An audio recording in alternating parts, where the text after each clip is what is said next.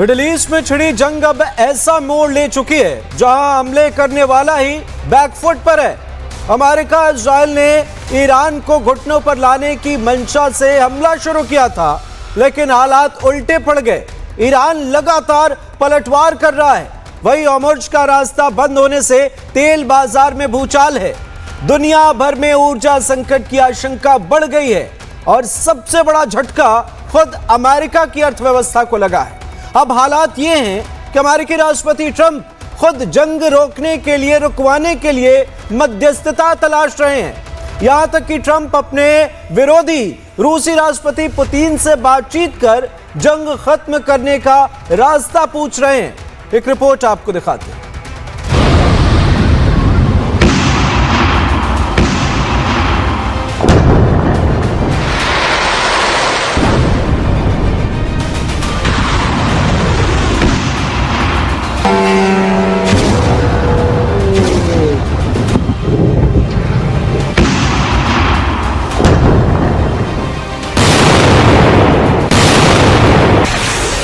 Middle east में छिड़ी जंग का 11वां दिन और अब तस्वीर बदलती दिखाई दे रही। जिस अमेरिका ने ईरान को झुकाने के लिए युद्ध छेड़ा था, अब वही अमेरिका जंग खत्म करने की बात कर रहा है। अमेरिकी राष्ट्रपति ट्रंप ने कहा कि अगर शर्तें सही हों तो ईरान से बातचीत संभव है। यानी जिस जंग को ताकत दिखाने के लिए शुरू किया गया था, उसे अब बातचीत की मेज पर खत्म करने की कोशिश की जा रही है।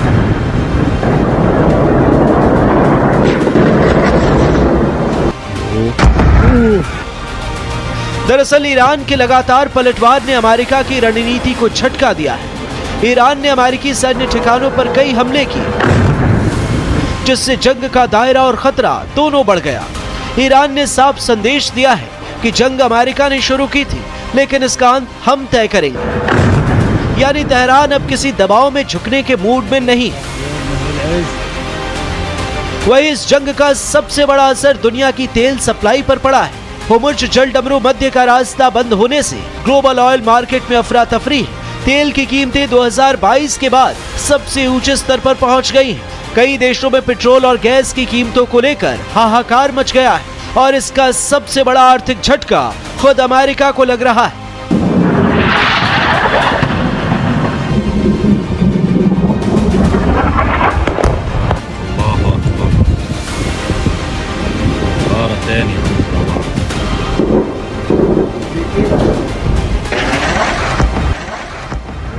जानकारों की माने तो जंग की शुरुआत में अमेरिका का मकसद ईरान में तख्ता पलट करना था, लेकिन अमेरिका ने जैसा सोचा था वैसा नहीं हुआ। ईरान अमेरिकी और इजरायली हमलों का करारा जवाब दे रहा है। एक रिपोर्ट के मुताबिक सिर्फ 11 दिनों की जंग में अमेरिका करीब 90,000 करोड़ रुपए झोंक चुका है, लेकिन इसके बदले उसे न कोई सैन्य जीत मिली और न ही कोई राजनीतिक फायदा। यही वजह है कि अब ट्रंप के सलाहकार भी जंग रोकने की सलाह दे रहे हैं, क्योंकि अगर युद्ध लंबा खिंचा तो इसका असर सीधे अमेरिकी चुनाव पर पड़ सकता है।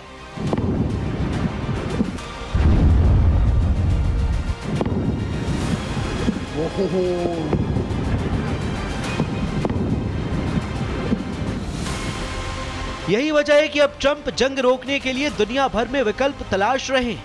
हैरानी की बात यह है कि रूस से तेल खरीदने को लेकर दुनिया पर दबाव बनाने वाले ट्रंप को अब अपने घुर विरोधी रूसी राष्ट्रपति पुतिन से बात करनी पड़ी। दोनों नेताओं के बीच फोन पर लंबी बातचीत हुई, जिसमें पुतिन ने जंग खत्म करने के लिए राजनीतिक और कूटनीतिक रास्ते अपनाने की सलाह दी। ऐसे में सवाल यह है कि क्या 11 दिनों की जंग में हजारों करोड़ झोंकने के बाद अब ट्रंप बैकफुट पर आ गए? क्या अमेरिका को अंदाजा नहीं था कि ईरान इतनी जोरदार जवाबी कार्रवाई करेगा? और क्या अपनी साख बचाने के लिए ट्रंप दुनिया में मीडिएटर तलाश रहे हैं?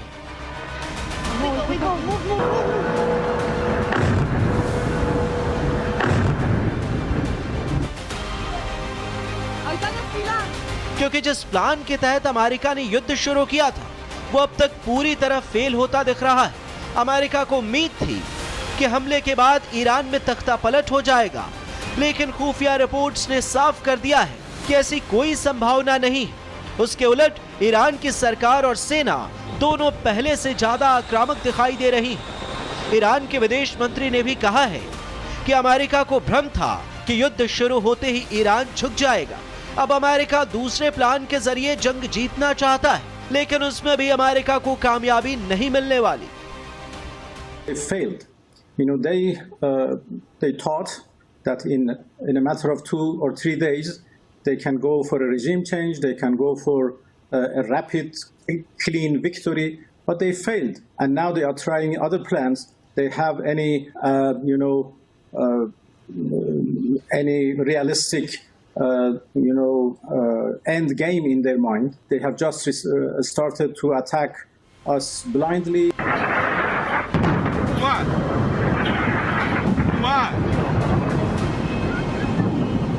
यानी तस्वीर साफ है, जमीन और आसमान से हजारों करोड़ के हथियार बरसाने के बाद भी अमेरिका ईरान को झुका नहीं पाया। उल्टा अब जंग का आर्थिक और राजनीतिक बोझ खुद अमेरिका पर भारी पड़ रहा है और यही वजह है कि अब ट्रंप हर रोज नया रास्ता तलाश रहे हैं ताकि जंग भी रुक जाए और दुनिया के सामने अमेरिका की इज्जत भी बची रहे, क्योंकि अमेरिका को समझ आ गया है कि ईरान के साथ ये जंग जीतना इतना आसान नहीं है। Bureau report, Republic Bharat.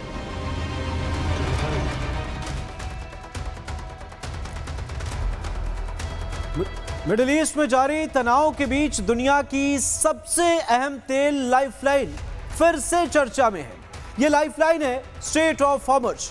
दुनिया के करीब 20% कच्चे तेल की सप्लाई इसी समुद्री रास्ते से होकर गुजरती है, लेकिन जब जब ईरान और पश्चिमी देशों के बीच तनाव बढ़ता है तब तब यह रास्ता बंद हो जाता है। ऐसे में सवाल यह है कि आखिर यूएई और ओमान मिलकर कोई नया समुद्री रास्ता क्यों नहीं बना लेती जो हॉर्मुज़ को पूरी तरह से बाईपास कर दे। लेकिन सवाल यह है कि क्या यह संभव है? पूरी खबर इस रिपोर्ट।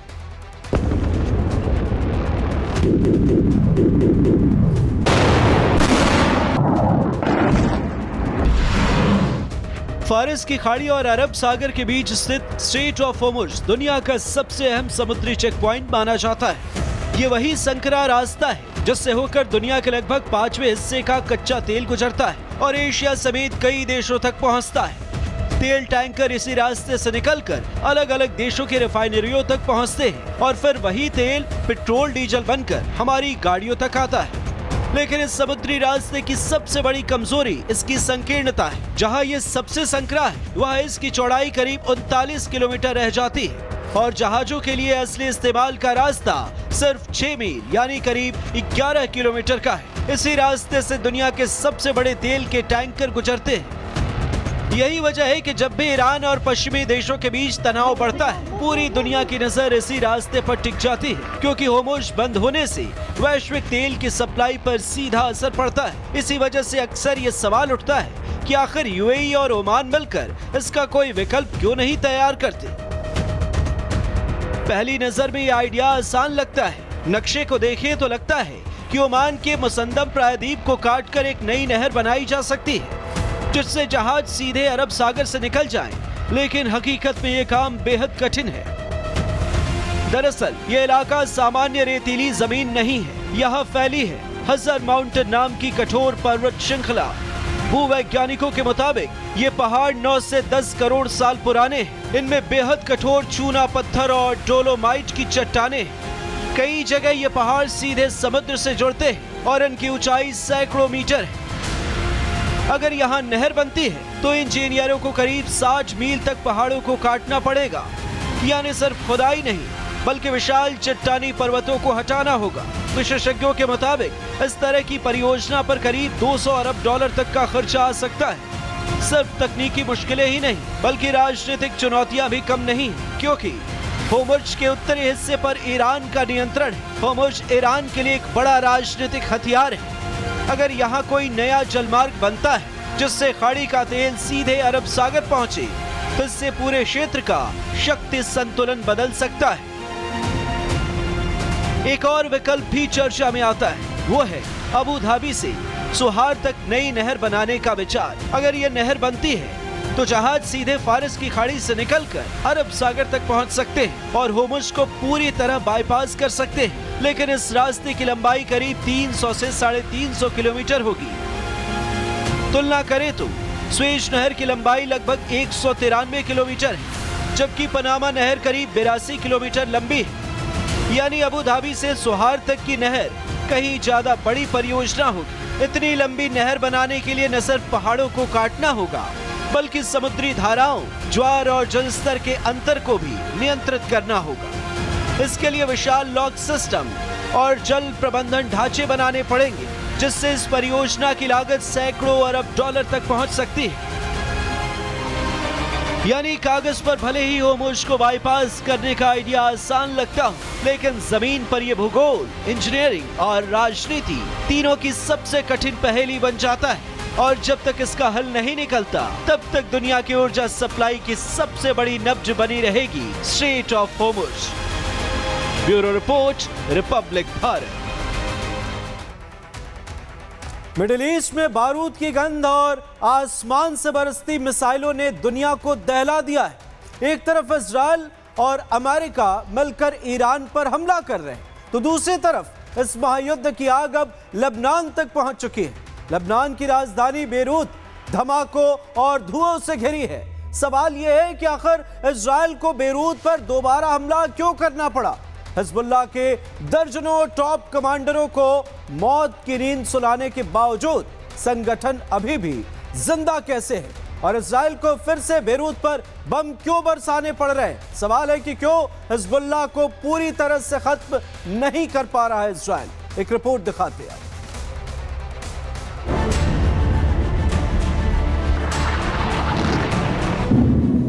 मिडिल ईस्ट में छिड़ी जंग अब एक खतरनाक मोड़ पर पहुंच चुकी है। इजराइल और अमेरिका के हमलों के बीच ईरान के साथ ही लेबनान भी युद्ध की आग में झुलस रहा है।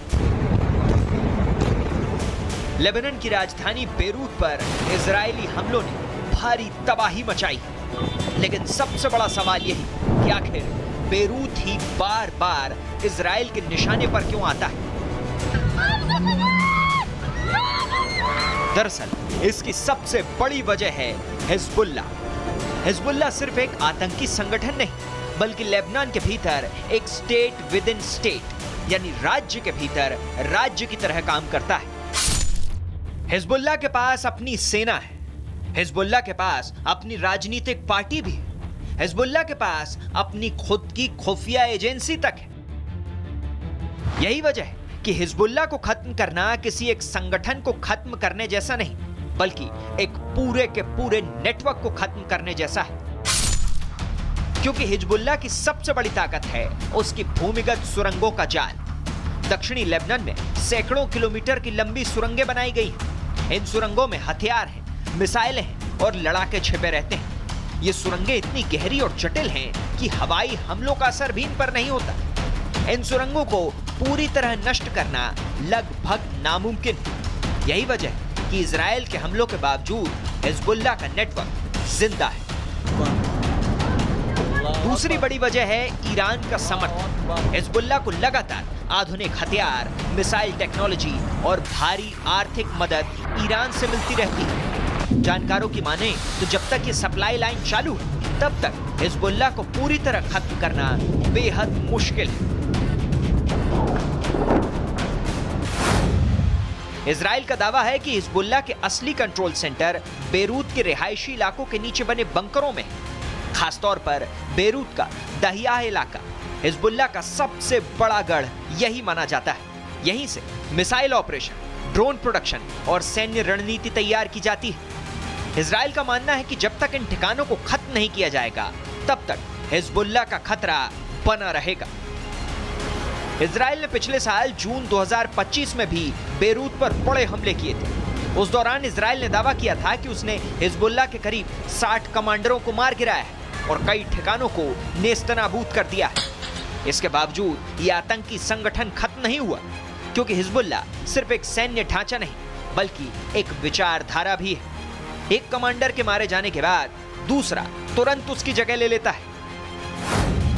हिजबुल्लाह के पास करीब 1 लाख प्रशिक्षित लड़ाके बताए जाते हैं। ये लड़ाके आमने सामने की जंग की बजाय गोरिल्ला वॉरफेयर में माहिर हैं, यानी छिपकर हमला करना, अचानक मिसाइल दागना इनकी खास रणनीति है। यही रणनीति दुनिया की सबसे आधुनिक सेनाओं के लिए भी बड़ी चुनौती बन जाती है। साफ है कि हिजबुल्लाह को खत्म करना इजराइल के लिए इतना आसान नहीं है, क्योंकि ये सिर्फ एक संगठन नहीं बल्कि सुरंगों का नेटवर्क, हजारों लड़ाकों की फौज, ईरान का समर्थन और एक मजबूत विचारधारा का मिला जुला ढांचा है। शायद यही वजह है कि कमांडरों की लाशें बिछाने के बाद भी इजराइल को बार बार बेरूत पर हमला करना पड़ रहा है। Bureau report, Republic Bharat. Middle east में जारी महायुद्ध का असर अब पूरी दुनिया पर दिखने लगा है। ईरान, अमेरिका और इजराइल के बीच चल रहे संघर्ष ने वैश्विक ऊर्जा सप्लाई की कमर तोड़ दी है। जंग की वजह से होर्मुज़ का रास्ता बंद है। कई देशों में पेट्रोल, डीजल और गैस को लेकर हाहाकार मचा हुआ है। लेकिन इन हालातों के बीच भारत सरकार पूरी तरह अलर्ट है। पीएम मोदी ने साफ संदेश दिया है कि युद्ध का असर भारत के आम नागरिकों पर नहीं पड़ने दिया जाएगा। कैबिनेट की बैठक में पीएम मोदी ने सभी मंत्रालयों को निर्देश दिए हैं कि ऊर्जा संकट से निपटने के लिए मिलकर काम करें और देश में तेल और गैस की सप्लाई को लेकर नजर बनाए रखें। एक खास रिपोर्ट आपको दिखाते हैं।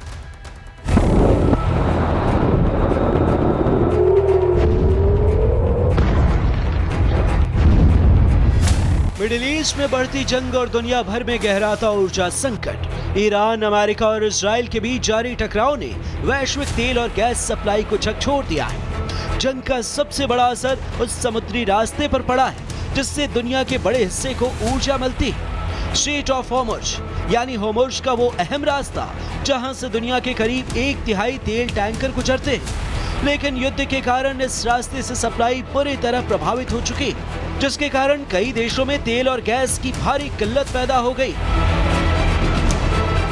हालात की गंभीरता को देखते हुए नई दिल्ली में प्रधानमंत्री मोदी की अध्यक्षता में कैबिनेट की अहम बैठक हुई। इस बैठक में साफ निर्देश दिया गया कि जंग का असर भारत के आम नागरिकों तक नहीं पहुंचना चाहिए। पीएम मोदी ने सभी मंत्रालयों और विभागों को मिलकर काम करने का निर्देश दिया है ताकि देश में ऊर्जा आपूर्ति किसी भी हालत में बाधित न हो। बैठक में पेट्रोलियम मंत्री हरदीप पुरी और विदेश मंत्री एस जयशंकर ने भी हालात की विस्तृत जानकारी दी। सरकार ने इस संकट से निपटने के लिए कई बड़े कदम उठाए। देश की रिफाइनरियों में एलपीजी उत्पादन करीब 10% तक बढ़ा दिया गया है। सभी रिफाइनरियां 100% क्षमता के साथ काम कर रही। सरकार ने घरेलू गैस आवंटन व्यवस्था में भी बड़ा बदलाव किया है। नई व्यवस्था के तहत सबसे पहले गैस सप्लाई दी जाएगी। एलपीजी उत्पादन, सीएनजी और पाइप्ड कुकिंग गैस सेक्टर को इन क्षेत्रों को पिछले 6 महीने की औसत खपत के आधार पर 100% गैस दी जाएगी। भारत सरकार का एक जो ऑर्डर आई है उसमें सीधा लिखा है कि सारे कंपनी जो ऑयल कंपनी के आपको ये जो डोमेस्टिक मतलब घर में जो जो इस्तेमाल करते हैं गैस, इसके ऊपर ही पूरा ध्यान देना चाहिए। इसके बाद उर्वरक उद्योग को गैस सप्लाई दी जाएगी, जबकि अन्य उद्योगों को उनकी औसत मांग का करीब 80% गैस उपलब्ध कराया जाएगा। सरकार का मकसद साफ है, देश की रसोई गैस और सार्वजनिक परिवहन के लिए सीएनजी सप्लाई प्रभावित नहीं होनी चाहिए। देश की गैस आपूर्ति का प्रबंधन अब गेल को सौंपा गया है ताकि प्राथमिक क्षेत्रों में गैस की उपलब्धता सुनिश्चित की जा सके। हमारे साथ यहाँ पे जो एजेंसी के मालिक हैं उनसे बात करते हैं। क्या किस तरह से स्थिति है फिलहाल अभी? सर कुछ पैनिक सिचुएशन तो नहीं है क्योंकि सरकार ने लोड भी बराबर दे रहे हैं। 14 kg का जो है डोमेस्टिक घरेलू सिलेंडर जो है, सिर्फ प्रॉब्लम है कमर्शियल सिलेंडर्स में, जो सरकार अपनी जगह पे बहुत सही कर रहे हैं क्योंकि ऐसी सिचुएशन में जो है वॉर की सिचुएशन में जियोपॉलिटिकल जो क्राइसिस चल रहे हैं, ये सिचुएशन में जो घरेलू सिलेंडर है उनको देना बहुत ज़रूरी है। वो जो सरकार है घरेलू सिलेंडर्स हमको बहुत अच्छे से दे रहे हैं। तो उसका कोई दिक्कत नहीं है। सरकार ने यह भी साफ कर दिया है कि देश में एलपीजी का कोई संकट नहीं है। सोशल मीडिया पर फैल रही अफवाहों से लोगों को सावधान रहने की अपील की गई है। हालात पर लगातार नजर रखी जा रही है और जरूरत पड़ने पर तुरंत फैसले लेने की तैयारी है। अगर युद्ध लंबा खिंचता है तो भारत ने वैकल्पिक सप्लाई के रास्ते भी तलाशने शुरू कर दिए हैं। भारत नॉर्वे और अमेरिका जैसे देशों से एलएनजी आयात बढ़ाने पर भी विचार कर रहा है। साथ ही रूस से मिल रही कच्चे तेल की सप्लाई भी भारत के लिए राहत है। देखिए, मैं एक गैस एजेंसी के बाहर हूँ। यहाँ पर लोग इकट्ठे हैं, खासकर घरेलू उपभोक्ता जो हैं वो यहाँ पर आए हुए हैं। देखिए, टंकी लेकर ही आए हैं। आप भैया टंकी लेकर आए हैं, क्या मिल नहीं रही क्या गैस? टाइम लग रहा है सब, बहुत 1-1 घंटा लग रहा है। घर पर डिलीवरी नहीं हो रही क्या? नहीं सर, कोई डिलीवरी नहीं। बोले यहीं से आके लो, आप यहीं बुकिंग करो। यहाँ मिल रही है? अब अभी खड़े हैं साहब, 1 घंटा हो गया। लेने आए हैं हम लोग सिलेंडर, आधे घंटे से खड़े हैं, 1 घंटे से। घर पे नहीं डिलीवरी हो रही है? नहीं हो रही ना सर, वो बोल रहे हैं कि आपको बुक करना पड़ेगा, फिर पता नहीं क्या तामझाम बताते हैं। अब जो आम आदमी बहुत परेशान है। आप बताइए क्या दिक्कत है? मैंने गैस नहीं ली है, मेरे को ब्लैक में दी इनने KYC के चक्कर में। 4 ये देखिए, आप तारीख देख लीजिए। ब्लैक में दी किसने? ब्लैक में ली ना मैंने, ली मैंने 4 महीने हो गए मेरे को। आपको मिल रही है? अभी ना नंबर लग रहा ना कुछ हो रहा है। बुक करने के बाद भी नहीं है, वो कह रहा है 10-10 दिन की वेटिंग चल रही है। 2 घंटे समथिंग हो गए। मेन रीजन ये हो रहा है कि हमने तो कॉल कर रहे हैं तो बुकिंग नहीं हो रही, पहली बात तो वो, और उसके बाद ये हो रहा है कि हम इनसे पूछ रहे हैं कि मतलब बुकिंग क्यों नहीं हो रही है, तो ये कह रहे हैं आप बुकिंग होगी आप तभी आना। अरे तो रीजन भी तो हो हमारे पास कि क्यों नहीं हो रही है बुकिंग। यही वजह है कि जंग के हालात के बीच भारत की स्थिति कई देशों से बेहतर दिखाई दे रही। सबसे खराब हालत पाकिस्तान में है। पाकिस्तान में ऊर्जा का संकट गहरा गया है, यानी जंग का सबसे बड़ा असर उन देशों पर पड़ रहा है जो ऊर्जा सप्लाई के लिए पूरी तरह बाहरी स्रोतों पर निर्भर है। इस बात में कोई दो राय नहीं कि मिडिल ईस्ट में जारी जंग ने दुनिया को ऊर्जा संकट की दहलीज पर खड़ा कर दिया है, लेकिन भारत सरकार इस चुनौती से निपटने के लिए पूरी तरह तैयार नजर आ रही है। प्रधानमंत्री मोदी खुद हालात की लगातार निगरानी कर रहे हैं। कैबिनेट और अधिकारियों के साथ लगातार बैठकें हो रही हैं और वैकल्पिक ऊर्जा आपूर्ति के रास्ते भी तेजी से तलाशे जा रहे हैं। Bureau report, Republic Bharat. जंग तो दूर कहीं सरहदों पर चल रही है, मगर डर से पड़ोसी का शहर ही बंद हो गया है। मिडिल ईस्ट में जंग छिड़ी है, असर पूरी दुनिया पर पड़ा है, लेकिन सबसे बदतर हालात है तो कहीं वो मुल्क है पाकिस्तान, अपना पड़ोसी पाकिस्तान, जहां तेल और ऊर्जा की संकट की आशंका के बीच पाकिस्तान में विदेश यात्राओं पर रोक है, स्कूल बंद हैं, ऑफिस वर्क फ्रॉम होम और हालात लगभग लॉकडाउन जैसे। सवाल यह है कि जिस मुल्क की अर्थव्यवस्था पहले से ही आईसीयू में हो, अगर वहां पेट्रोल गैस की सप्लाई हिल जाए तो हालात कितनी जल्दी घुटनों पर आ जाते हैं। सोचिए, अगर सिर्फ जंग की आहट से ये हाल है तो असली वैश्विक संकट आया तो पाकिस्तान कैसे संभालेगा? रिपोर्ट देखिए आप।